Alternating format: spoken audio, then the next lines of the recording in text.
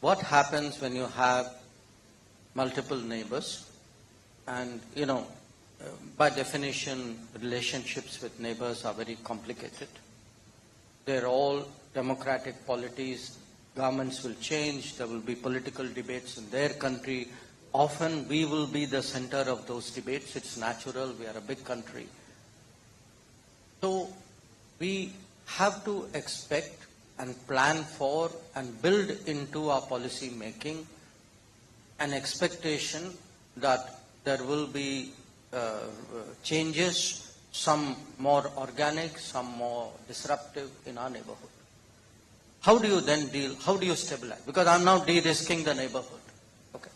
You do that by creating the factors of stability.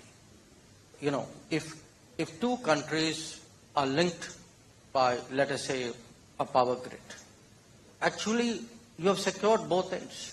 One is a producer, one is a customer, both have an interest in keeping it going. If you have a fuel pipeline, the same logic applies. If you have more trade, if you have more tourism, let's say, take Bangladesh. I mean, there's a lot of medical tourism which happens out of Bangladesh. Okay, the patients benefit there, the industry benefits.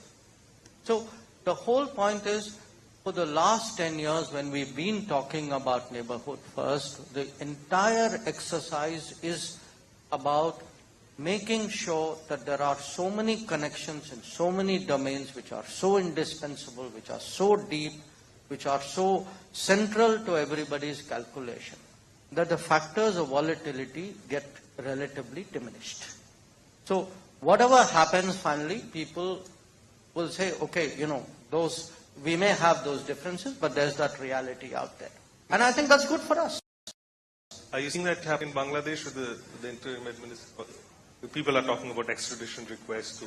No, you are in the newspaper business. For you, it's a 24-hour cycle. I'm in the diplomacy business. For me, I'm prepared to wait at least a few months for anything to fructify. So, I think I would not be in a hurry to call out situations. And look, I'm not saying that to be evasive or diplomatic. I mean, I urge you to look, for example, at our relationship with Maldives last year. A year ago, people were predicting all kinds of things about our relationship. The fact is, the factors of stability at the end of the day kicked in. Look, let me tell you one thing. Our neighbors eventually do know when COVID happened, they got their vaccines because of us.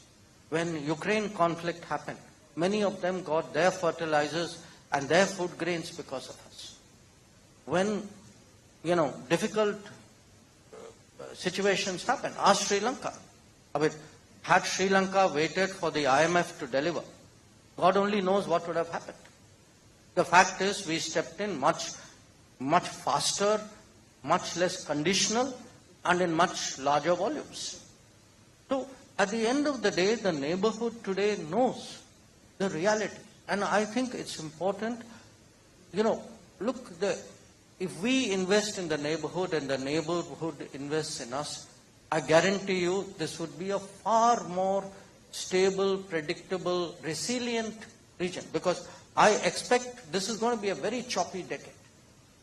We're going to, because we have two big problems. Don't think that's the end of it. We're still in the first half of the decade. So, if you are going to prepare for a very choppy existence, everybody is looking for ways of securing themselves.